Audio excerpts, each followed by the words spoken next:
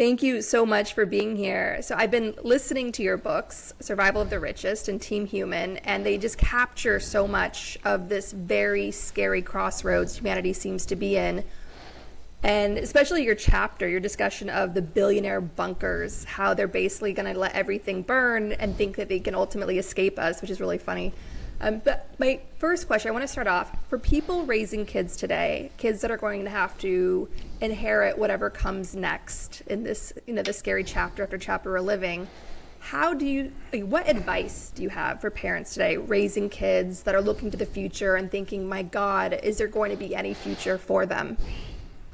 Oh gosh, that's a whole scary thing.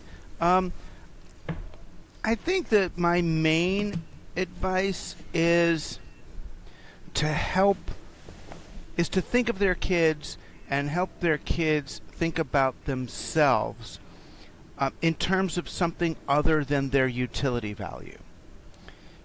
People have really kind of adopted the language of capitalism and the language of industry in understanding themselves.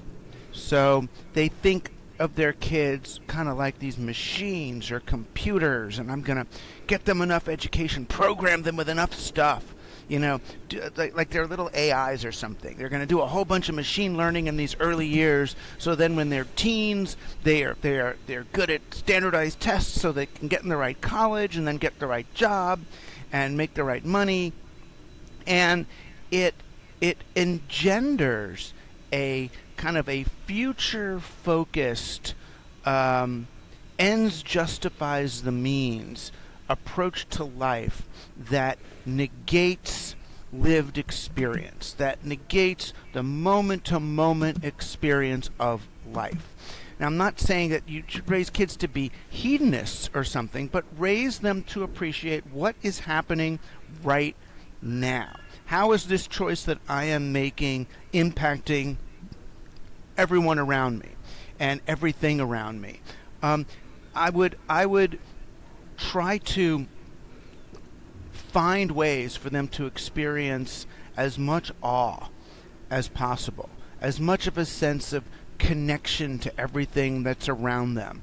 I would try to raise them to not be afraid of nature, not be afraid of women, not be afraid of the moon and worms and the soil and the interconnectedness of things, so that they don't adopt that kind of techno-solutionist, Western capitalist tech bro approach to everything, which is to control things and dominate them and deanimate them and put them in boxes and sanitize them and separate oneself from them, right? Get their hands in the dirt, let them experience problem solving and the problem solving itself as the joy, not the problem solved, right? And then they'll think of themselves differently, not just as worker bees or as they'll value themselves intrinsically. I mean, I'm lucky that I was, at the either the beginning of Gen X or the very tail end of the baby boomers, and I got to see this show called Mr. Rogers' Neighborhood. And he would end his show, I remember, every time he'd end it and he would say, I like you just the way you are. And to me, it was really profound. It was like, oh, you mean before I learn how to do addition, before I learn to read, you like me right now, just like I am? And that to me is what understanding your humanity as a sacred phenomenon really is. That's what the Sabbath was all about. You mean you're going to spend one day, you're not producing anything, you're not consuming anything, you're totally unproductive, you're worthless, but that's valuable? Right, because that's what they're saying was, wait a minute, you human beings, you're sacred just the way you are. You just for having arrived here is cause enough for celebration. And if you can help young people see that just their existence is enough. I don't mean giving them trophies for having lost at soccer. That's the whole, what is that? No, it's a competitive game. You get a trophy if you win. That's that model. But yes, it's a cause for celebration that you played at all, and that you're getting to play, that you're doing the things. So that's really it. I think if we could do that, it would change our whole mental model. Then you're not working for your 401k plan. You're not praying for your salvation. You're not doing this for that. Or you don't end up in those sort of ends justifies the means journeys where, well, it's okay if a few thousand people are enslaved in the Congo to get the rare earth metals as long as I get to drive a Tesla. And then, it's like you end up, I think, with a more holistic understanding of the world and a less conditions around your happiness. You're allowed to be happy whether or not you're successful. Absolutely. Tell us about the Billionaire Bunkers that you were researching for Survival of the Richest. Well, I didn't even really research them. They landed in my lap, and I kind of ran as far away from them as possible. So I'm a writer, right? I've been writing for 20, 30 years about new technology and the impact of new technologies on people, and I've been right enough times that the wealthy tech bros sometimes want me around to find out what's going to happen. So I thought this was one of those talks, and they brought me out to the desert to this weird resort, and I'm getting ready to do my talk about the future of digital technology on all of us. And usually they'll bring me, they know I'm kind of like a Marxist humanist, coming to the den of uber wealthy capitalist people. And I feel like they usually hire me as something of an intellectual dominatrix. You know what I mean? That I come in and kind of yell at them for what they do and show them the error of their ways and say, oh, look, if you had done this with the internet instead of that, we'd have a healthy world and their kids wouldn't be killing themselves and anorexic and all that. And they almost like they hire me for the punishment so then they can go back the next day and, just like an evil stockbroker after getting beaten by his dominatrix, he can go back and do it, to be mean to other people. I thought it was going to be one of those, but, I'm sitting in the green room waiting for the guy to come in with a little mic to hook me up, and these 5 dudes just come in the green room and sit around this table and start peppering me with all those binary questions that these guys always have about the future. It's like, Bitcoin or Ethereum, virtual reality or augmented reality, Web 2 or Web 3. And then finally one of them asked Alaska or New Zealand. And then we're off to the races, and they're telling me about, they're building their bunkers, they have their strategies, and, is this going to work and is that? And I really kind of make my career more, or my fun anyway, tweaking these guys than helping them. I kind of try to tweak them or challenge them to see whether they can see the fallacy in what they're saying or if they double down on what they're doing. And these guys just kept doubling down. So I asked them, I said, well, so you go in your bunker and you're going to be there and the bombs are going off or the climate change has happened or the economic unrest or the revolution or whatever it is. The nanobots are running around killing people. How are you going to defend your bunker from the rest of us? And they say, oh, we've got Navy SEALs like on call. Sitting with their helicopters are fully gassed and they're ready, and you push one phone button and these guys are going to come and, and protect them. So you're going to have Navy SEALs at your bunker. Then how are you going to pay the Navy SEALs? What do you mean? We're rich. We got Bitcoin. We got money. We got gold. Yeah, but after civilization's gone, your money's worthless. Why are these dudes going to still protect you? And one of the guy opens his little moleskin book. He's like, how to pay the Navy SEALs after the, And I'm realizing these guys haven't thought about any of these things. And then we spend the rest of the hour talking about how do they maintain allegiance of their security people after their money is worthless. So one of them's talking about, we're going to have implants. Everyone in the compound will have an implant. And that'll decide what rooms they can get into and what they can do and all that. And, the implant could be used then as a kind of a virtual shock collar. I'm like, try using a shock collar on Navy SEALs and see how well that's going to go over. They'll rip the things out and then come kill you. And then another guy said, I could be the only one who knows the combination to the safe where we keep the seeds and the food. It's like, Navy SEALs in Iraq, whatever, they've never had experience getting information out of somebody. You know, you're going to spend your apocalypse being waterboarded by Navy SEALs, so the combinations, and they'll kill you. It's like, that doesn't work. Now, what's going to work? What's going to work? And so finally I said, the way to get your head of security to be nice to you in the apocalypse is to be really nice to him now. So, and I was suggested kind of jokingly, I said, why don't you, find your head of security and pay for his daughter's bat mitzvah today, and then he'll have a hard time shooting you between the eyes when you're in the bunker later. And they kind of laughed it off because, the chances are the Navy SEAL head of security doesn't have a daughter getting a bat mitzvah. It's not the typical profile of those guys. But I meant what I was saying, and the idea that it was funny. The other thing that was confusing them was I was telling them about how if you talk to any real prepper, they're not prepping their house alone and their basement. The first thing a self-respecting prepper does is talk to their neighbors, because they understand they need their whole block to be prepped, or it's not going to work. You're going to have to then fight off your own neighbors for stuff. Everybody has stuff. You work it out together. And so I was explaining to them about that, and I said, and they're like, oh, so I get it. So if your neighbor has food and stuff, then he won't come banging, and then if his neighbor has, and then if his neighbor, I'm like, yeah. And then one of the guys said, well, yeah, but where does it stop? Where does it stop? You mean you're acting like everyone is included in making it to the... And I'm like, yeah, imagine that. What if everybody is included in making it through the apocalypse?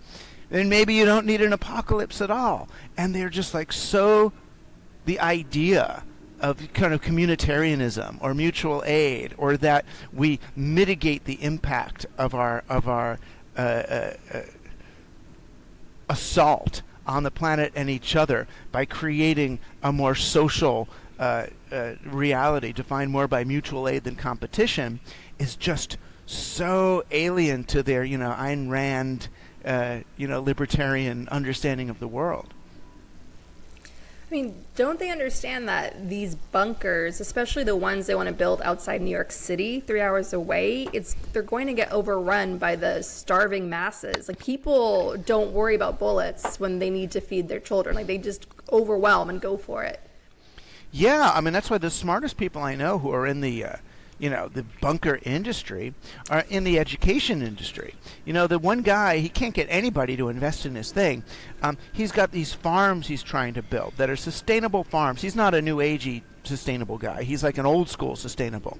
So he's got like chickens and roosters rather than just chickens. He's got seeds rather than just seedlings. So most farms, they're not sustainable. Most farms, they buy all their stuff from industry and bring it in. They buy their eggs and then hatch their chickens from it.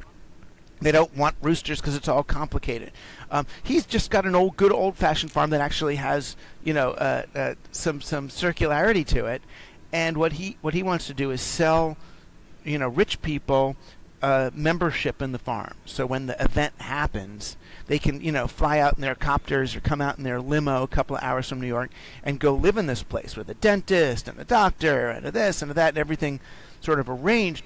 But part of the investment, when you spend your $10 million or whatever to be a member of this thing, a lot of it goes to a business that is an education business that's teaching communities how to build their own farms. Because he said that's, for operational security, which is the language they use, you need to have as few people without ways of living as possible. He said the problem for him is not, how to defend the place, but the moral conundrum of what do you do when there's a woman at the end of the driveway with a starving baby. So you want as few of those as possible. So even this guy, and he's, this sort of right-wing, survivalist, gun-toting, farmer guy, he's like, yeah, but in the end, everyone has to know how to do this or it doesn't work. In the years leading up to the pandemic, there was this talk about the event that some terrific smash was going to happen, and then the pandemic kicks in, and everyone's like, "Oh, here it is," and we got through that. It would seem like more of a preview, and that there's future smashes to come. Like, we saw how vulnerable a lot of these systems are. What do you see coming down the pipe? Like, in your view, what do you think will be most likely be an event? Like, do you see a sort of event scenario happening. How likely do you think that is? Well, I mean, I don't know how healthy it is to spend a whole lot of time, meditating on the existential risks, right? You're walking in New York, a piece of scaffold can fall on your head and kill you. I saw it happen once. That's why I mentioned it. I saw it happen to this dude. And it's like, wow, boom, that fast. Because there's like real metal up there. Those are, those are big things. I guess. And it's funny because all the scaffolds are there to prevent a piece of brick falling off a building, and killing somebody, which is how it all started, because some people were getting killed as the buildings were falling apart. So it's like everything, leads to other things. It feels like, it seems that the pandemic we just had was the first of many.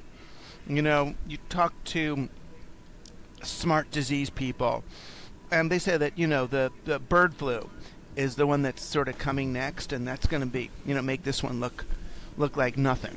But whatever it is, let's say it's bird flu coming, you can try to stock up on Cipro or something, I don't know, although it's a virus, or you can start to improve the quality of your immune system now, right? And how do you improve the quality of your immune system? By eating more naturally, or probably eating less meat, by doing all sorts of kinds of things that actually make bird flu coming less likely.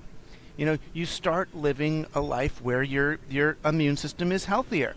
Experiences of awe, what I was talking about doing for your kids before. Let them experience awe. When you experience awe, you have a cytokine response, and your immune system is regulated for days later. Just looking at one mountain, one valley, one birth of a baby, anything that gives you that sense of awe and connection to something greater than yourself, your immune system improves. And it seems obvious psychologically why it would.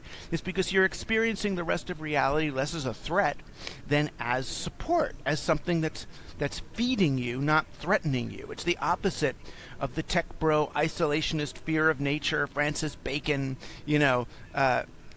understanding of nature. Nature is this thing that you're going to hold down and submit to your will. Nature becomes instead this friendly, open, beautiful opportunity for intimacy and opening and all that.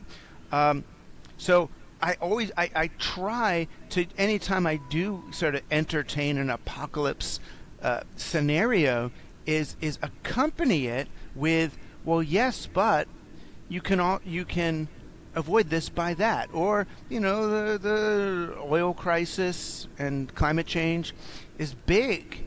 It's big. The ways of reversing that, when you see how quickly we just under COVID initially, the dropping our travel, how quickly that changed the environment. If you just, this sounds ridiculous, but it's actually true.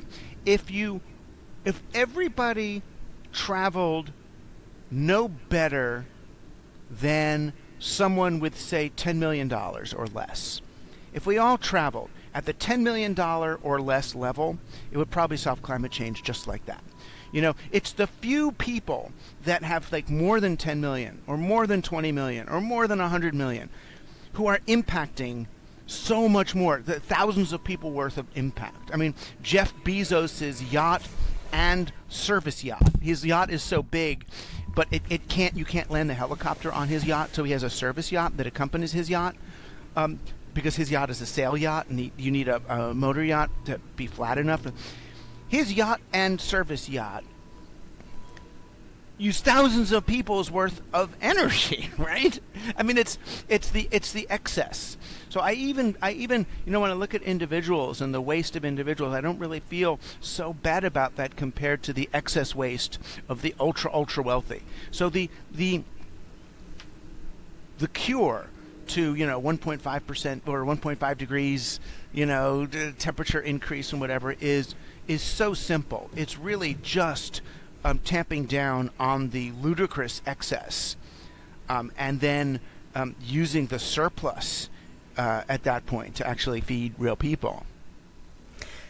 What is the solution then? Should we regulate these pop stars and other billionaires from taking their jet to go across Orange County? Should we regulate yachts? Like, what should the government be doing to rein in that immense waste by the 1%?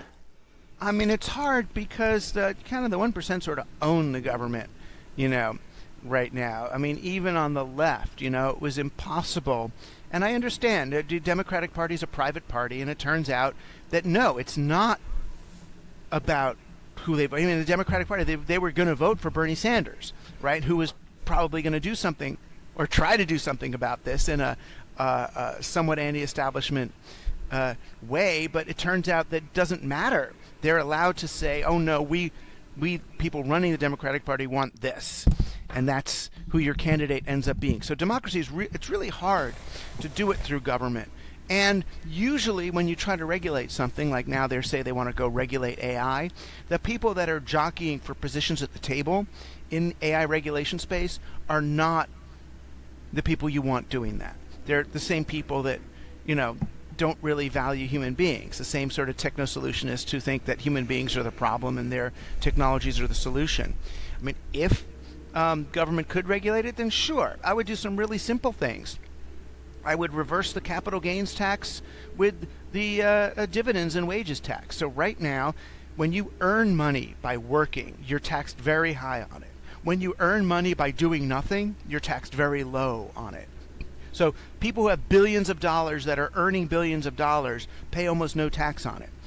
And it encourages a very different kind of company. So the companies on the New York Stock Exchange say, you're going to pay less tax if the value of your stock goes up than if you get dividends. Right? If a company is earning money and doing good things, just selling stuff, they'll be able to pay back dividends. They could stay at one size, not have to grow, not have to dig more factories, not have to take over more territories. They could run sustainably. Companies are not allowed to run sustainably. Shareholders, they don't want money. They don't want dividends because dividends are taxed high. What shareholders want is the growth of the stock. They want the stock value to go up, and that only goes up if the company grows. So giant companies like Pepsi and Coke and Google, they have to grow still bigger in order to survive. And that doesn't work. That's why the planet is buckling. So you could flip something like that, and it changes the way wealth works. You might end up with more millionaires, but maybe fewer billionaires. And that's actually okay. I go to business schools all the time, and I say, at the beginning, would anyone here be satisfied making $50 million? No one raises their hand. They all have the home run. They all want to be billionaires. They all want to. They think that the idea of settling for $50 million means they're not really in it for the home run.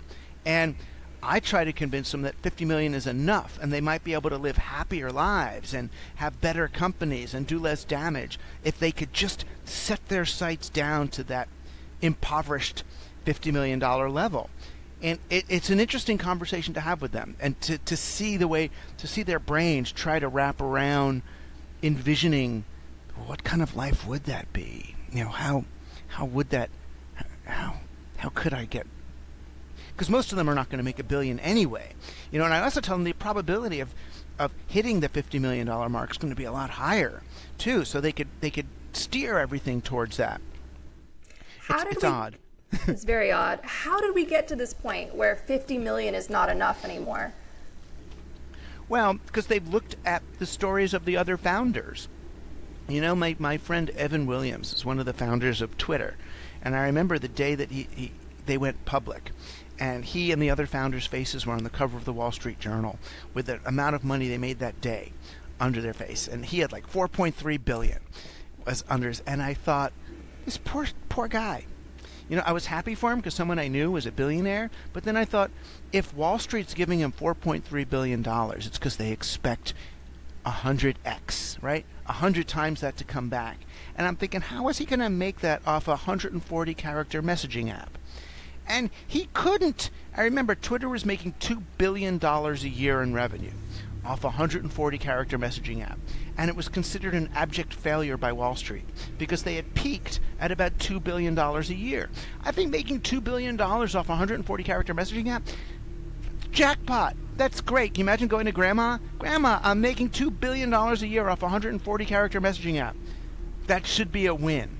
And in our schema, it's not. And when you see that story, that's how you get there. And you realize, oh, I need infinite exponential growth in order to be okay. And then when you combine that with all the apocalypse fears, I need infinite exponential growth in order to make it out of here, in order to outrun the damage I'm creating by earning money in this way. And that's how you get to the mindset, right? I need to build a car that can go fast enough to escape from its own exhaust. And that's impossible because there's this thing called karma, right? And it's not a spiritual thing. It's a real thing. You're here with us. You are here with us, whether you like it or not. You're connected.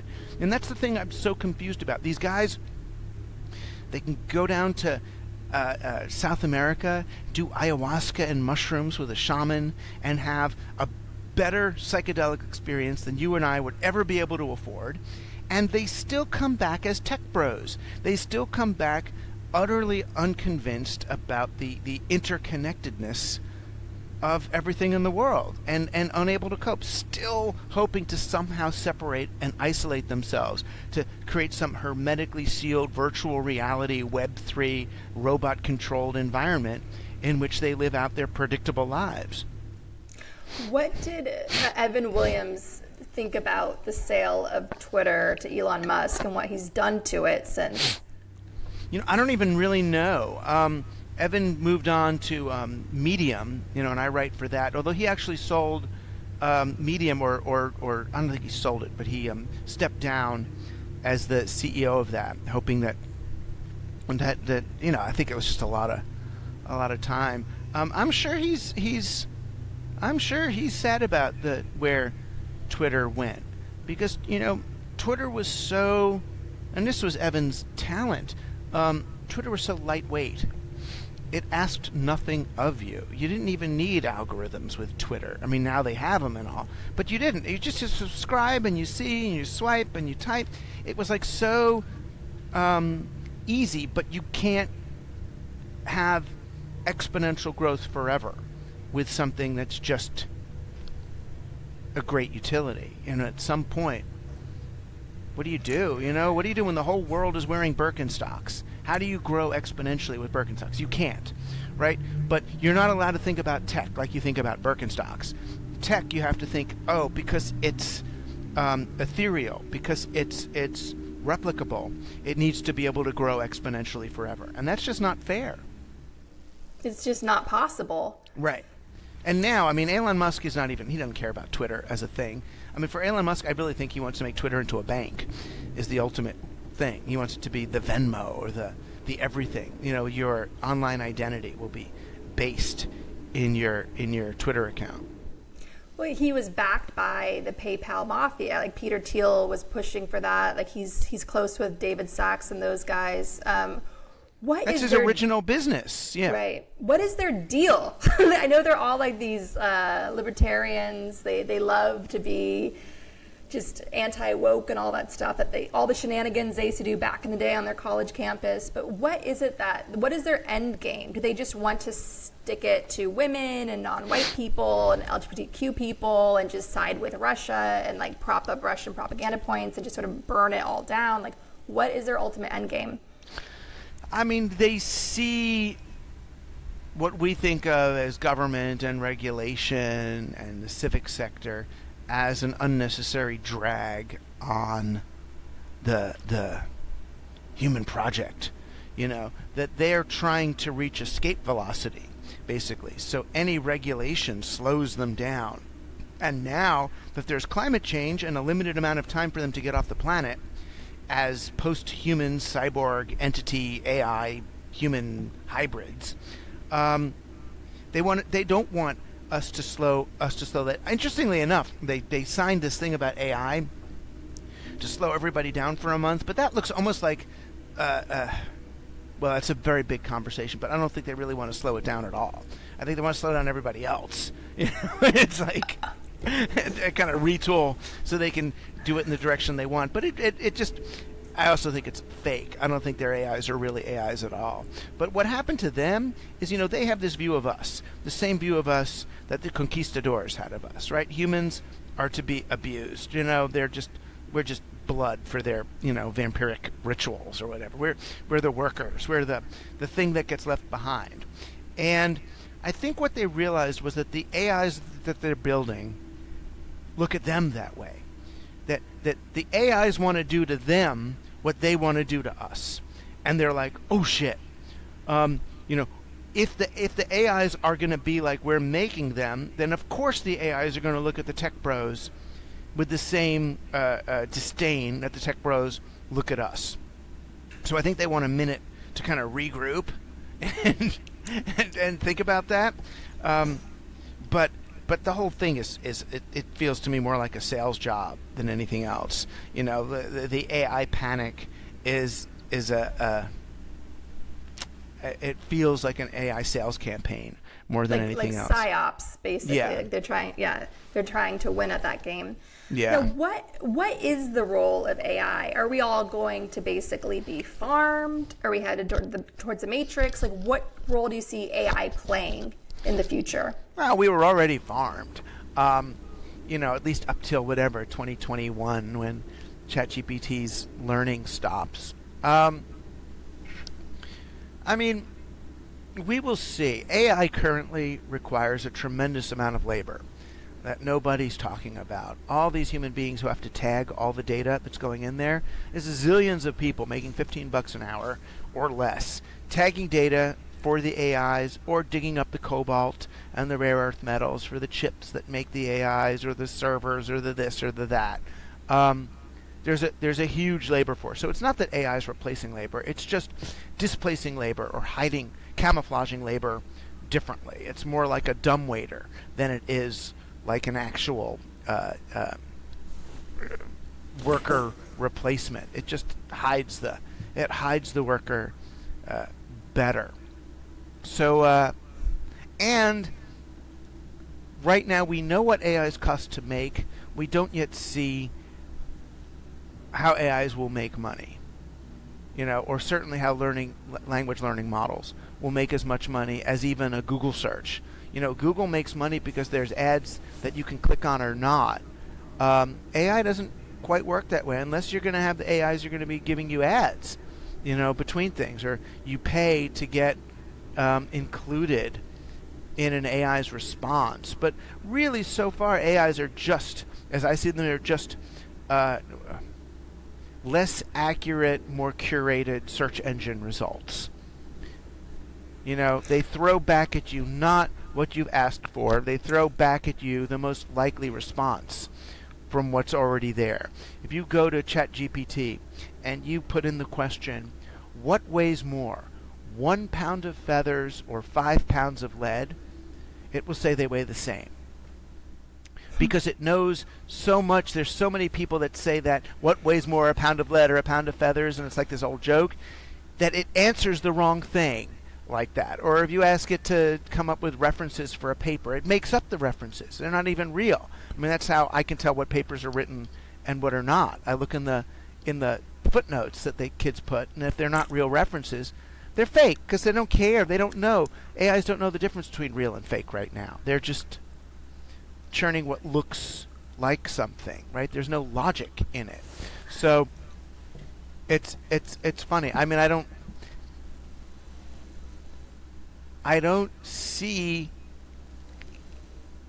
the real value in them yet because the kinds of places we want to put them require accuracy. So I don't want an AI reading my x-ray and making up whether or not I've got cancer somewhere, based on what's likely. I just don't. There's so many humans that will have to check the work that it might as well be done by humans, unless you use it in non-mission critical things like entertainment or the arts. But who wants to look at a painting that's made by an AI? I know people want to make paintings made by AI, but when people want to show me the pictures they made with AI, it's a bit like people wanting to tell me about their LSD trip. I know it was important to you, but it really doesn't matter to me. If I look at a painting, a Van Gogh, say, I'm not looking at it for the way the pixels affect my retina. I'm looking at it to see what was this tortured human being experiencing. I'm connecting with Van Gogh through the years, through his work, through the brush strokes, or James Joyce's writing. It's a human-to-human connection that the arts are for. I mean, I could understand maybe making AI wallpaper or AI music or something, but it's not what my entertainment or arts experience is for. So what do you use it for? Special effects, maybe. Right? That's fine, to animate the backgrounds of something, or CGI, or make a dinosaur render properly, and that's machine shit anyway. So I don't know. I don't have the same threatened feeling about it, except to the extent that AI can be used, to use your word, as psyops. AIs learn machine modeling learns really well. So if they learn which combination of words is more likely to make a person do this or do that, then it's going to be really effective for advertising. The same way algorithms got really good at figuring out, if I put a picture of this person's ex-lover having fun, they're going to be more involved with Facebook over the next 2 hours than if I didn't. So the AIs will figure out stuff like that. If I say this, it will make them worry about the health of their child, and they will go buy this, remedy. Yeah, no, absolutely. And to your point about that human connection, no human being can be a machine at chess, but we still have grand chess masters. We still have chess tournaments that people will live stream for days and days and days. So chess is still around, as with all these individual players that people connect with. So do you think it's going to be a bit like that? Yeah, I mean, think about it. Same with tennis. If you made a robot that could play tennis better than any human being, what does that mean? It's like, I have a forklift at that Home Depot that could lift more weight than any human being, but they still have weightlifting contests. Duh, right? I mean, a gun, I can kill you with a gun, but we can still have a boxing match. So it makes kind of no sense that, chess is now obsolete. Unless we learned, which would be interesting, we learned something from the AIs. That's where where AIs get interesting, is like, well, what has Garry Kasparov learned about chess by playing with an AI? As a kind of a training. It's interesting. And what about the automation? So we've had automation decimate jobs in the heartland, and now there's this nervousness that it's coming for the urban centers, for the so-called white-collar jobs. You mentioned entertainment might be impacted. We have the writers' strike going on now. One of the big points the writers have is they don't want to be replaced by AI. And right. So are we going to see inevitably in some shape or form the same automation that's impacted the heartland factory jobs now coming for the urban centers? Yeah, but I think it's mostly, I hate agreeing with Sam Altman on this, but I do think it's more the tasks than the jobs. They call it task rabbit, not job rabbit. And I think it's stuff that mostly you wouldn't want to do, calculating the, mortgage actuarial percent of blah, blah, and as long as we're disciplined and use it for that, we won't end up in the same kind of trouble we're in now. Now judges use AIs to determine sentencing guidelines for prisoners, and AIs put black people in jail longer than white people. So that's not a good place to use AI, right? It's a bad place to use it, especially because there's the illusion that the AI is somehow less biased or less racist than humans, and it's just as, if not more racist than people, because it's trained on racist data. So, and then at the same time we're doing that, we're refusing to teach how racism works in public schools because there's some fear, I don't know what that's going to do, make white people hate themselves, is I guess the fear that if we find out that there's structural racism, if anything, you find that there's structural racism, white people should hate themselves less, because they're like, oh, it's not me, it's the structure that I'm in. If, in some ways it should relieve white guilt, and we could all work together on solving these problems. But instead, we're turning to things like AI to make the problems, again, more distant from us. And it looks, the computer came up with this, so it must be fair. Yeah, we'll see. We'll see. But I'm not afraid. I'm in the end, I am so fine with robots doing all the work if I get to do all the play.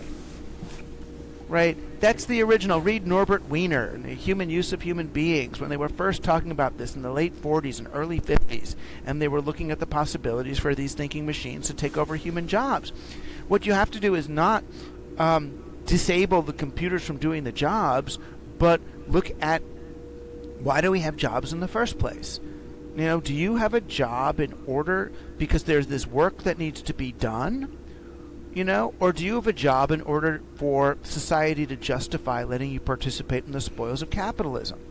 Which is what it really is. And you don't need to be a Marxist or anybody to start thinking about this. It's like, oh, wait a minute. If I start borrowing stuff from my neighbor rather than buying at the Home Depot, that's good for the world, good for me, good for my neighborhood. There's less toxic metals being used, so all that. And I'm costing somebody a job at the drill factory because we're buying less drills.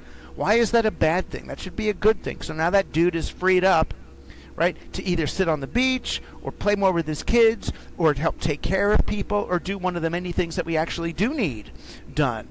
But what happens now is people lose their jobs, and then someone comes up with some, bullshit piece of plastic that we can manufacture, to create a craze, and everybody buys this piece of plastic and uses it for a bit and then sticks it in a storage unit or throws it out and buries it in the ground, all so that this person could have a job, so we could justify letting them have food. And that's dumb. So jobs, we got to look. I mean, this is what I wrote about in my book Life Inc. in 2007, is jobs were invented in the late Middle Ages. Jobs were invented when the chartered monopolies came around. Everybody used to have small businesses. They'd make stuff and trade stuff. The problem was the peasants were becoming wealthy and the aristocracy was getting poor. So they made all those local businesses illegal, and they created these things called chartered monopolies, where now you have to work for one of the monopolies. That's when employment began. That's when wages started.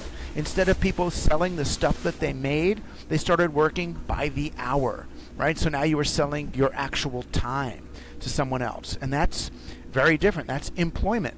Well, what if that age is over? That's the industrial age. What if we've reached the limits of that model? What if AI and digital technology helps us see that, the industrial age model is over. We don't have to measure people by their utility value anymore. They're not machines. They're something else. We can let the machines do all that mechanistic stuff, and human beings can return not to STEM, but to the humanities, to the liberal arts, to what it is that humans are most special for. And what about a universal income? Do you see that as something that we should be agitating for, or do you see it as just another control mechanism on the population? I mean, it depends. Most of the models of them are stupid, but I think it's a great transition mechanism.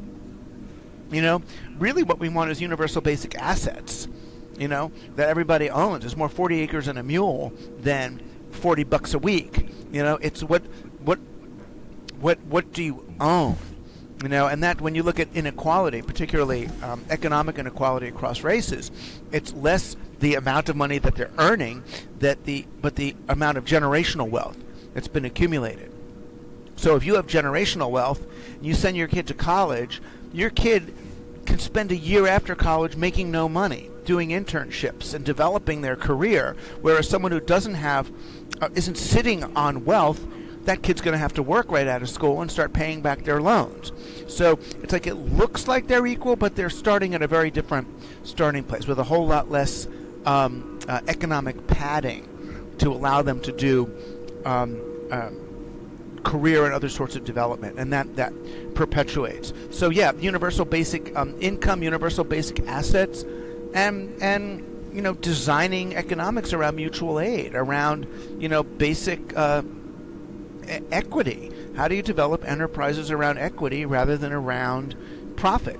That's the work I'm doing now with Institute for the Future. We started something called the Equitable Enterprise Initiative, looking at how can you develop businesses that share equity. And that's more things like cooperatives and platform co-ops and, businesses where everybody owns a piece of the business rather than being an employee for someone else's business. How do you earn equity in the enterprise? That's really cool. Tell us about that. How does that work?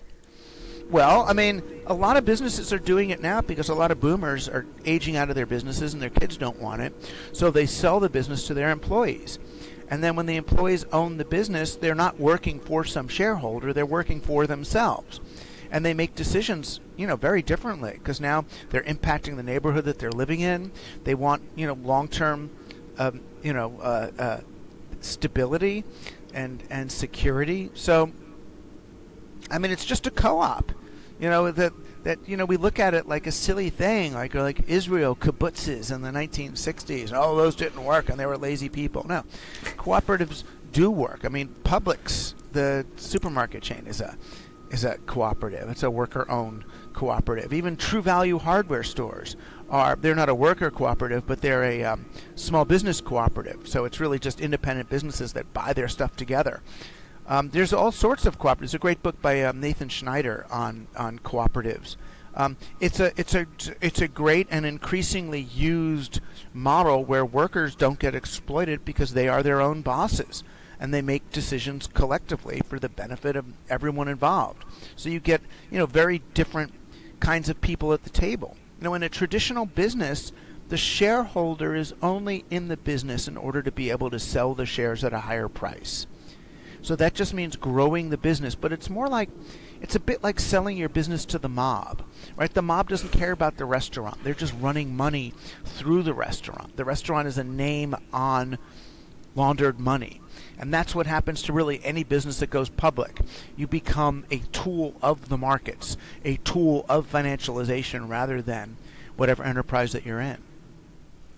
And could that model apply to media? We've lost so many amazing media companies, and newsrooms have been shrinking for decades now. Mm-hmm. It's something that a lot of people in media don't like to talk about because it's happened rapidly. There's a lot of shame involved, and a lot of those left standing or entering this profession, they tend to be propped up by their parents' money.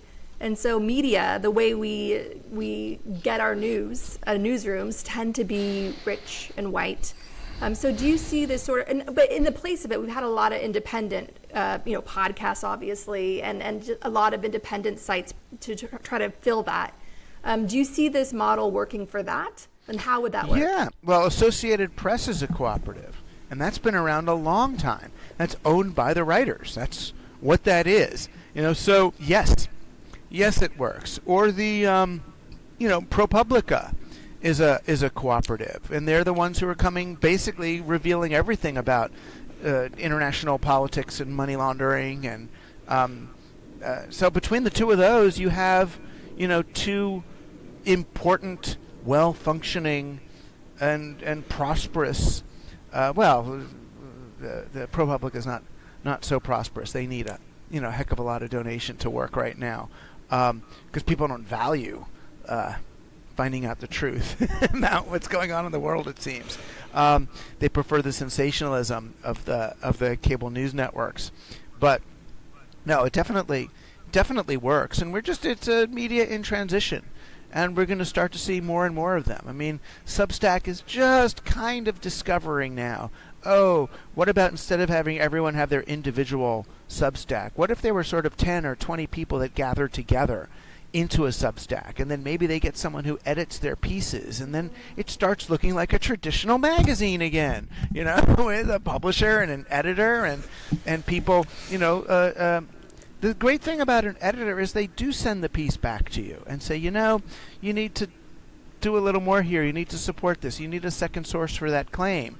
And people don't like to hear that, and then they leave them. I quit the magazine because they, censored me. No, they didn't censor you. They asked you to find a source for what you were saying, and that's really different. And I get it. People are immature and they want things their way. I know what it's like to be sent back and have to do more work on something. It sucks. I would take my ball and go home, make my own blog, and leave you all alone, and get my own subscribers. I don't need you anymore.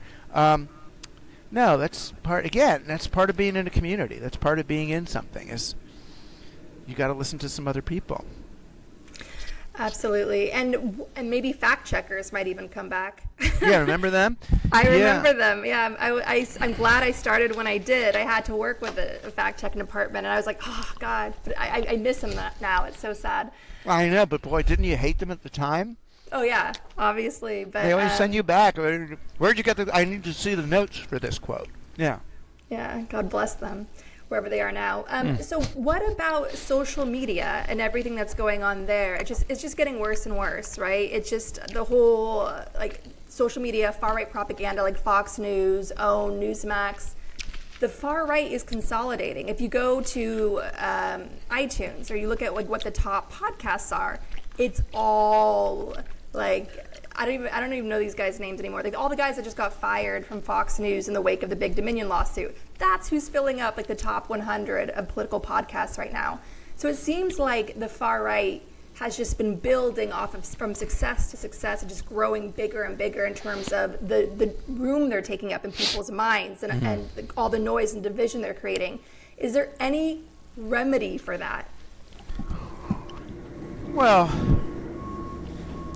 it depends who you are. I don't need a remedy for it because I'm not in there. So I'm lucky, I guess. It's not where I spend my time. We'll see. I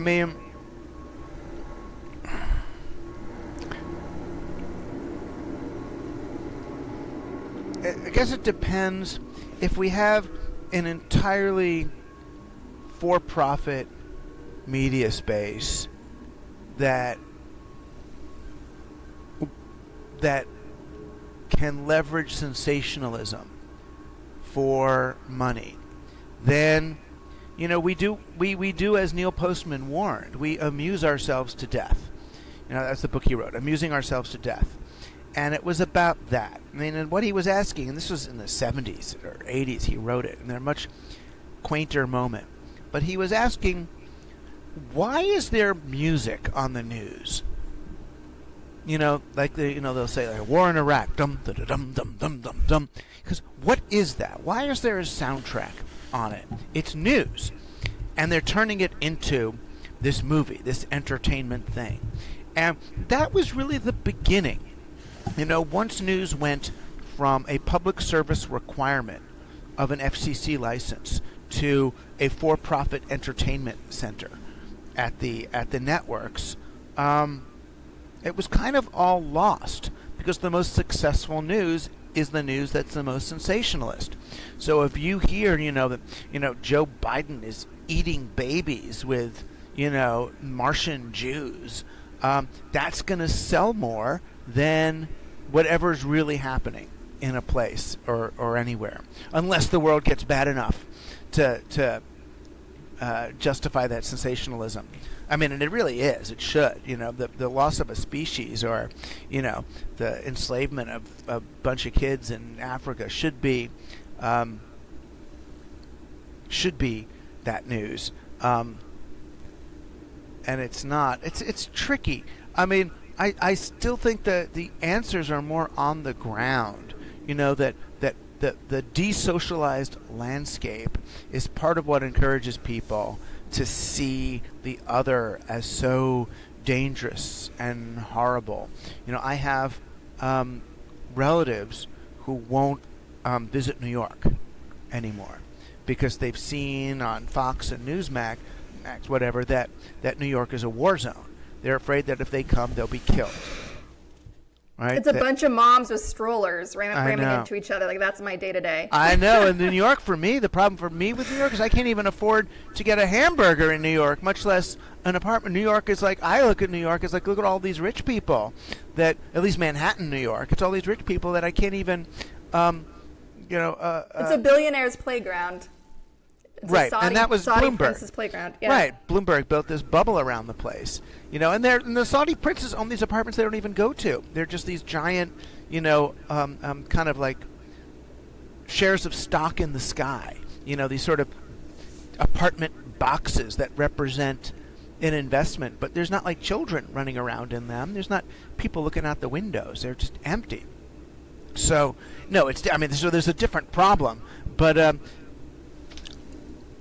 it's people meeting it, but it's also lefties meeting righties, and realizing that they're people too, and they've got some crazy ass views because of what they've been taught about people and things they don't know, but. If they meet us, they'll see, and it takes a few good disasters to do that. When my town gets flooded, we got mud flooded after one of the big hurricanes, and it was righties and lefties next to each other digging people out of their houses, digging the mud out of their basements. And when you have that part in common, the parts that you don't have in common really do fade into the background. It's a choice of entertainment. People elected Trump, I think, because that's the TV person they wanted to see on their set, not because of any policy. Or they like that show better. And the less dependent we are on the TV show, the more realistic we'll be, I think, about our political choices. And it's just, that's what passes for entertainment. It's reality television. It was the last writer's strike that really brought this. The last writer's strike brought us reality TV because we couldn't pay writers. So we started to do what they called unscripted, which has writers, but they pretend it doesn't. All of Trump's reality shows, whatever, that was all. That wasn't real. None of it's real. The lovers, the spats, the fight, all of those things, the housewives, that's all. They producers give them scripts. I mean, they're acting. But they're reality actors. That's what brought us, the reality star as president. That was it. So that's what became entertainment. So if entertainment got better, maybe we wouldn't need this reality crap and we wouldn't mistake politics for entertainment. Politics is supposed to be boring. Those are nerds. They're geeks. Remember student government? Who went out for that? It was a boring thing. I mean, God bless them. I'm glad, but it wasn't for charismatic people. It was for wonky people. I was one of those people. Yeah. In school, but yeah, and I think Obama came in and he definitely made it cool, because when I was in high school making phone calls in a candidate's campaign office, it was just me and the candidate, and because no one wanted to sign up for that when you're 16 years old. So it's interesting, and you could look at Obama as the problem, in that the left got its perfect TV character guy. I mean, in some sense, maybe Hillary would have been the one to pick at that point. Who knows? Right. I mean, who knows? But so what about 2024? We have Biden running again. We have just a whole slate of candidates: Tim Scott, Nikki Haley, and of course Trump. And is it basically a done deal on the Republican side, do you think? Because he's just going to bully the rest into submission. They're not going to be able to get a word in if they hold debates. And it's just going to be Biden and Trump again. Do you think that's where we're headed? I'm not even mentioning DeSantis, because he seems to be pretty bogged down with his little mini dictatorship in Florida. Did he announce yet even? I don't even know. He not yet, not while we're recording this on May 23rd, but who knows? He may just read the writing on the wall and just stay back, but we'll see. But he's pretty much stalling out of the gate so far, like tripping over his shoelaces, it seems. But what do you see coming for 2024? Do you think it's going to be like a Trump-Biden matchup, or do you think... I don't know. I'm not really a predictor. I'm a observer. I mean, and what I'm observing is it's really hard for a younger person to credibly run for an office like that. And I think part of the reason is, to be president, in some ways you have to be an institutionalist. You have to believe in the old school big institutions. And when you see a younger person run for president, like a Buttigieg or Amy Klobuchar or somebody, or even DeSantis in that sense. It's like you think there's got to be something wrong with them. It's like it's like Amy Klobuchar. Oh, she's like this kind of cheerleader person, or Buttigieg. He must be like CIA or something for him to have faith in, because he's young. He's younger than us. It's like that doesn't make sense. And with Biden, it's like he's old enough that you can go, oh, I believe that he really believes in government, because he's from so old. They're so stupid. They actually believe. They have faith in this thing. And that's a problem. So it's sort of like what we're contending with is, how do you have a president in a post-institutional age, in an age when no one of right mind or normal age believes in the efficacy or validity of institutions? It's tricky. So I feel like we're going to need, in the end, people coming in who, rather than competing on their faith, are competing in their realism. That I get it, government's flawed. This is a really screwed up system. And they're sort of make the best of it candidates. It's a very Gen X kind of understanding of it, of like, look, this is intrinsically flawed. We're going to have to go in and see what see what can be salvaged from the wreckage of government. And so, what about Gen Z that's coming up? There's, they seem obviously more tolerant, more open-minded. They're organizing politically. They're going to be voting in increasingly larger numbers. You have Republicans terrified of this and trying to close whatever polling places they can on college campuses and so on. Do you see, like with Gen Z, when they're going to start to become the members of Congress, rising up through the ranks, do you see this being a more progressive time for our country that we're headed towards? Well, it depends. I mean, progressive is a tricky word, because progressive means incremental progress. And I wonder if Gen Z is progressive or absolutist. What will they bring? But the Republicans are scared of Gen Z because they see sweeping system-wide change, right? They look at AOC or somebody and they say, oh my God, she's going to come and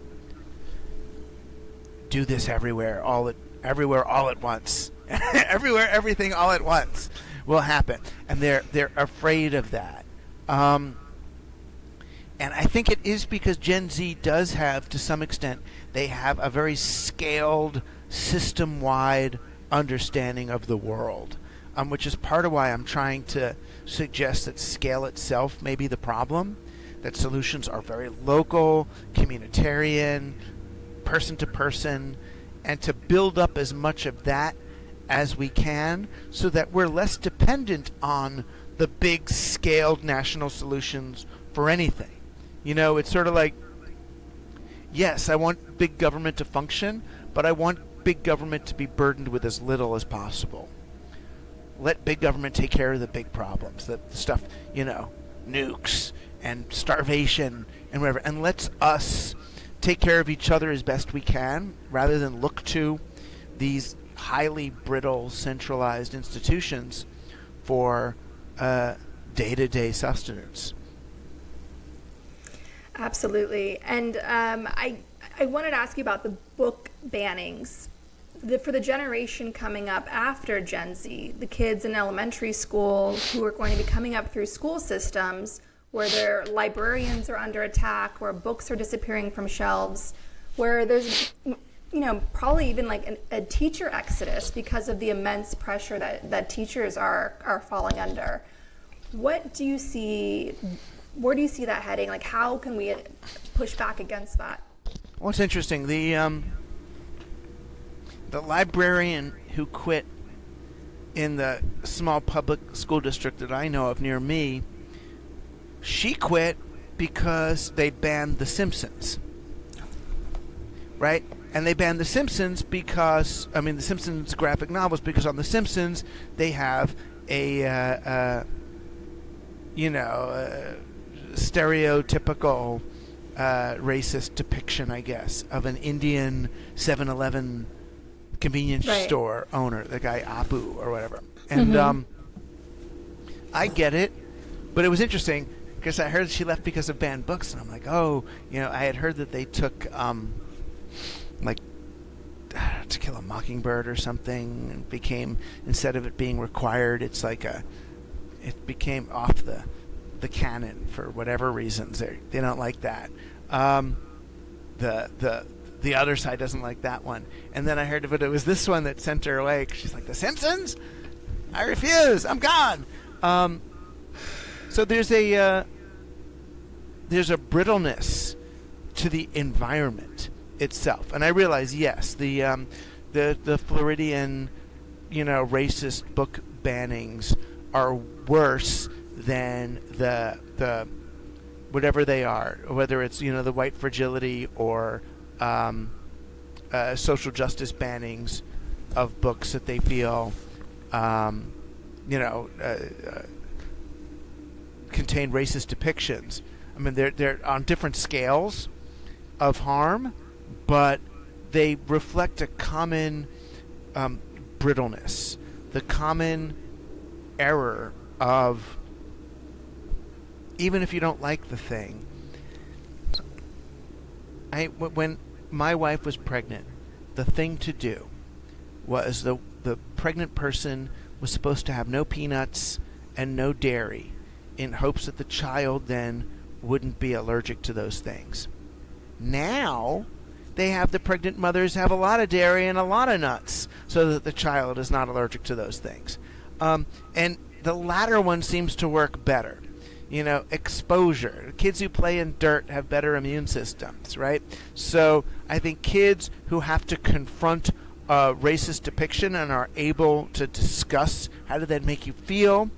What environment was this created? What do we think now? Is just as important, as people in Florida learning that slavery happened. It happened. It doesn't have to make the white child feel bad about themselves, the fact that they are in a society where they are still benefiting from the work that was done by the grandparents of the kid sitting next to you in that room. Sorry, but it's a resilience that we need to teach, rather than arguing over the books and things themselves. I feel like we are in a brittle atmosphere that is only compensated for with more discussion, human to human engagement in real ways, not just fighting at school board meetings. Do you think America's headed for a civil war, and how might tech be driving it? God, this is all so dark. I think America's in a civil war, right? That's darker. No, but this is what it's like. You're in it. This is it. So now you think, how do we want to end this civil war? Do we want to end it in a flurry of violence or something? Or do we want to see, okay, we see this civil war happening. How do we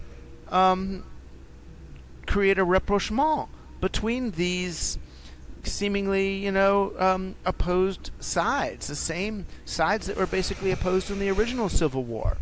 What is right? Is the nation too big to sustain like this? Do we want to move to something more like the EU? Or if we do that, are we too afraid for our brothers and sisters who end up in the completely oppressed states, where, abortion is banned from before you even have sex or something? I don't know how far back into the process can they go? Or they make condoms illegal. So, it's hard. I think what we're finding is it's hard to make decisions at scale. It really is.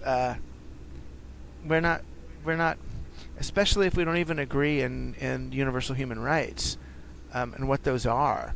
We've ended up in a brittle and contentious environment, and we don't We have 400 or 500,000 years of painstakingly evolved mechanisms for establishing rapport in a face-to-face context, and we don't have any of them for doing it at scale in social media and in these big ways.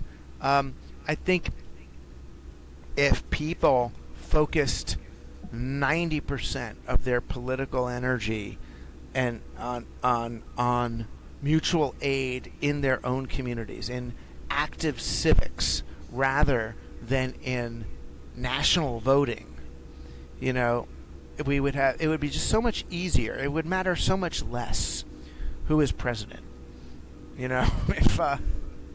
If most of your needs were taken care of by people in normal ways. You don't need all these policies. You don't need. Yes, I'm glad there's a social safety net from the government and as Social Security, but I would much rather have people's friends and neighbors take care of them when they get old. Yeah, absolutely. I do say on the foreign policy front, because I have friends and family that are right on the front lines in Donbass and the war of Ukraine. So for me, the president matters. Yeah. So I do need. But wouldn't it be nice if the president was dealing with that rather than book bannings in Florida? Yes. Right. A million so the times more over. we could take care of ourselves, then the president could deal with that. I still didn't even know exactly what happened there. I know that Putin went in there with tanks and stuff.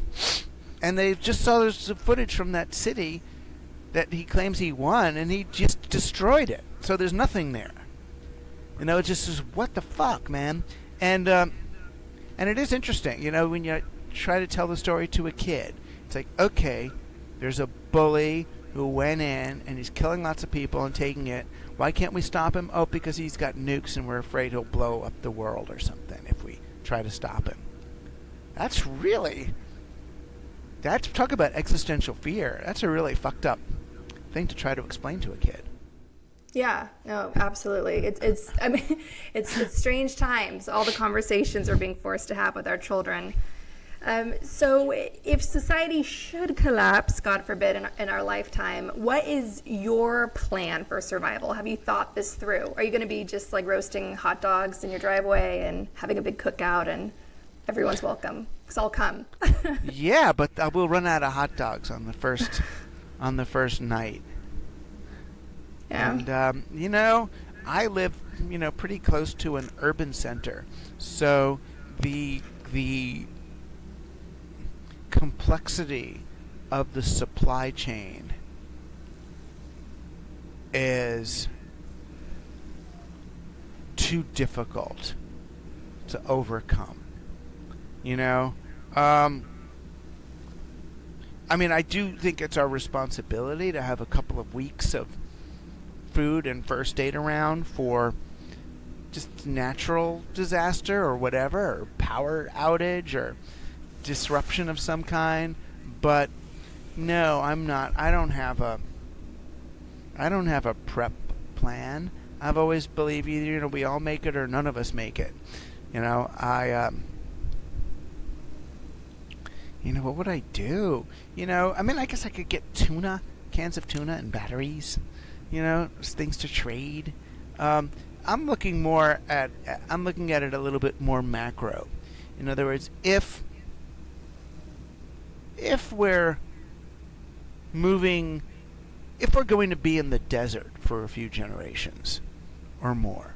In other words, if the thing that we know is kind of ending and we're moving into an interregnum before the next thing, then what's important to me is more on a civilizational level. What values do we want people to take with them? How do you prepare for the desert? It's like looking at the Torah when the Israelites are going to leave Egypt. So if we leave this civilization, this death cult of capitalism that we're in, this world of false idols, that we go through the plagues and watch our idols be destroyed and are rebirthed into the desert, what do we take with us? And that's kind of why I'm writing. That's why I'm thinking. That's what what will be our equivalent of Torah, in our exile. And I think that might be, and whatever things you do to prepare yourself to live more actually resiliently also reduce the possibility of the bad thing happening. The more sustainably we live, the more you depend on your neighbors rather than big centralized supply chains, the more you're doing, permaculture agriculture and peer-to-peer trade, and the more self-sufficient your towns are, the better they're going to do in an apocalypse, and the less likely an apocalypse has to happen at all. Thank you so very much. This was really, I was so looking forward to talking to you. Oh, well, thank and you. Getting all these voices out of my head and just throwing all these questions at you. It's really been wonderful and therapeutic, and I know our audience is going to need to hear all this. So thank you. Oh, great. Thank you, and good luck with your people on the front lines. Yes. Yeah. It's wild. The whole thing's wild, but yeah. Yeah, I probably still have some people in Moldavia. Yeah. But, I don't know who they are anymore. But, yeah. They're next, I think. We'll see. We'll see. He might not win this, right? No. He's crumbling. He's absolutely crumbling. The latest news is there's a Freedom of Russia Legion, a bunch of Russians who went into Ukraine to fight for Ukraine. They're an independent militia. And they're linked with the broader Russian opposition, including civil rights lawyers that represented Pussy Riot. And so the Freedom of Russia Legion has taken over towns and villages in Russia just this week. And so the Russian border guards fled for their lives. So Russians are liberating Russia right now as we speak militarily. That's cool. Yeah. So they're having civil war. Yes, exactly right. Yeah, so it's all happening on social media. We're watching all the videos, the selfies they're taking when they took over the border guard office, and all of it. Wow, but can that make him just push the button and nuke somebody? No, because he's. And amazingly, it's right next to where he's keeping some loot. This is all happening next to a major arsenal of warheads. But yeah, so I mean, that's our next conversation. Actually, I have a Russian expert that I'm going to talk to you now. But the word on that is he's got all of his money. He's the richest man on this planet because he controls all these oligarchs who hide his money for him. So it's sort of like, what would he nuke? Like they all, like, all the people around him own a lot of New York City. They own a lot of Paris and London. And even in Ukraine, so, and plus anything he nuked in Ukraine would just blow back onto Russia. And he's in a very fragile situation. Yeah, so internally, he's cooked. He's done. And you know this because the Russian elite are taking shots at him. They've never done that. It's like the gloves are off against him. And there's like a power struggle to see who's going to basically fill the vacuum. But he's done. So, yeah. And it's just about like... Yeah, he's done, and it's like, who comes next, and will that person wind down the war, maybe for a couple years to try to regroup, rebuild, because the Russian military is going to be out of commission for at least 10 years. They lost everything in Ukraine. Oh, cool. So how do you find out about this? Not reading The Guardian, I guess.